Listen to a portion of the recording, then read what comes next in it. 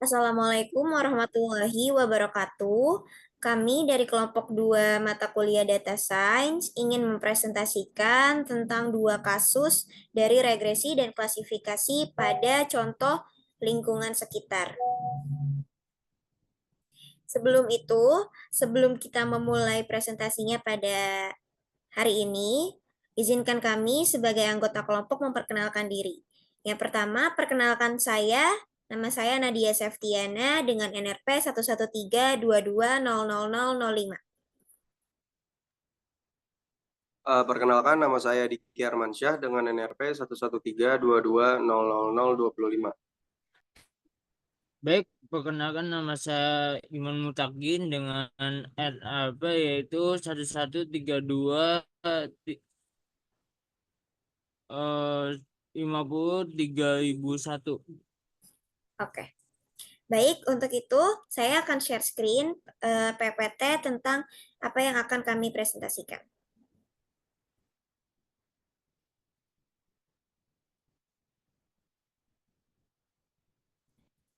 Baik, di sini ada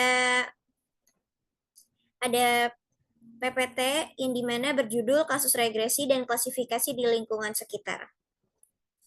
Sebelum kita memulai pada contoh kasus regresi dan klasifikasi di lingkungan sekitar,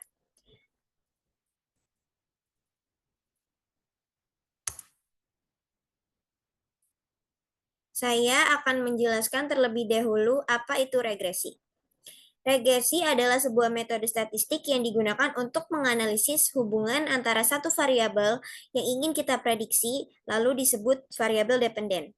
Dengan satu atau lebih variabel lainnya yang kita gunakan untuk memprediksi disebut dengan variabel independen. Sederhananya, regresi adalah menjawab pertanyaan bagaimana perubahan pada suatu variabel akan mempengaruhi variabel lainnya. Lalu ada pula klasifikasi penjelasannya, yaitu adalah proses pengelompokan data atau objek ke dalam kategori atau kelas yang berbeda berdasarkan karakteristik atau hal yang dimilikinya.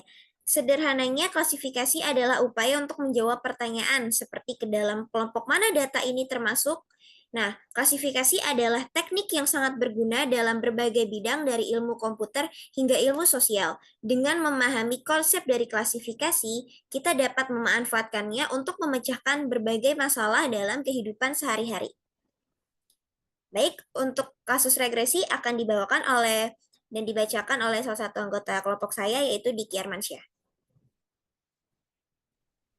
Oke, terima kasih Nadia Septiana. Oke, selanjutnya di slide selanjutnya ini ada contoh satu kasus regresi. Yang pertama ini ada prediksi cuaca. Prediksi cuaca itu terbagi menjadi 3, termasuk dengan 2 variabel dan 1 tujuan. Yang pertama itu variabel independen. Itu ada suhu, kelembapan, tekanan udara, kecepatan angin, data historis, cuaca. Lalu kemudian ada variabel dependen, itu ada curah hujan besok. Kemudian ada tujuannya itu memprediksi curah hujan untuk membantu perencanaan aktivitas sehari-hari atau pertanian. Kemudian penjelasan dari 2 variabel yang barusan tadi saya sebutkan itu, yang pertama itu variabel independen. Apakah suhunya terlalu dingin atau terlalu panas? Apakah tekanan udaranya kencang atau pelan? Apakah tingkat kelembapan pada hari ini terlalu lembab atau kering? Kemudian ada variabel dependen. Apakah besok akan turun hujan yang lebat? Apakah besok tingkat ketinggian air yang berkumpul saat hujan terlalu tinggi dan mengalir? Oke, slide selanjutnya. Oke, ini contoh kedua dari kasus regresi. Yang pertama itu ada prediksi umur pohon. Jadi prediksi umur pohon ini sama seperti yang sebelumnya, sebagai 2 variabel dan 1 tujuan. Variabel independen itu ada diameter batang, tinggi pohon, jenis pohon, kondisi tanah. Variabel dependen itu ada umur pohon. Tujuannya itu mengestimasi umur pohon untuk penelitian ekologi atau pengelolaan hutan. Kemudian penjelasannya variabel independen itu apakah diameter pada pohon yang sedang tumbuh itu bertambah. apakah pohon itu mengalami penambahan tinggi pada batangnya setiap harinya. Kemudian variabel dependent, apakah pohon itu sudah berumur tua dengan tinggi dan diameter yang sebesar itu. Oke, slide selanjutnya akan dibacakan oleh salah satu anggota kelompok kami, yaitu Mutakin. Silakan. Baik, terima kasih untuk contoh kasus satu, yaitu contoh kasus klarifikasi di mana bertujuan untuk memudahkan kita dalam pengolahan dan daur ulang sampah.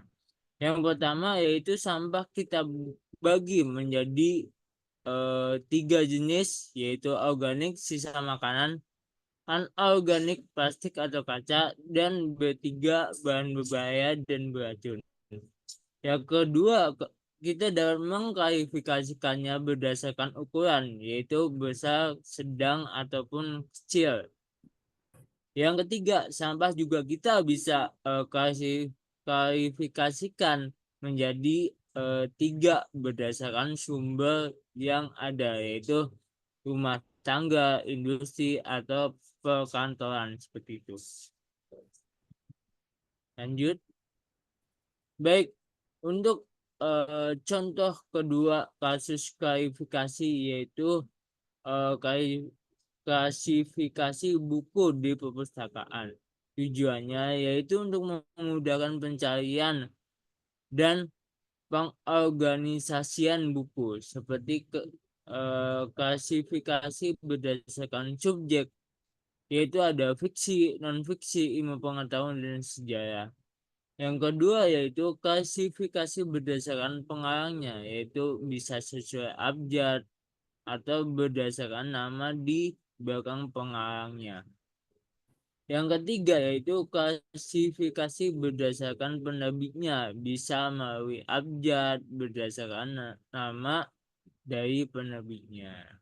Baik itu saja terkait contoh regresi dan klarifikasi dari kelompok kami. Untuk selanjutnya saya kembalikan kepada Nanda. Oke, baik. Terima kasih untuk anggota kelompok saya yang telah membacakan presentasi pada hari ini untuk Diki Armansyah dan Iman Mutakim.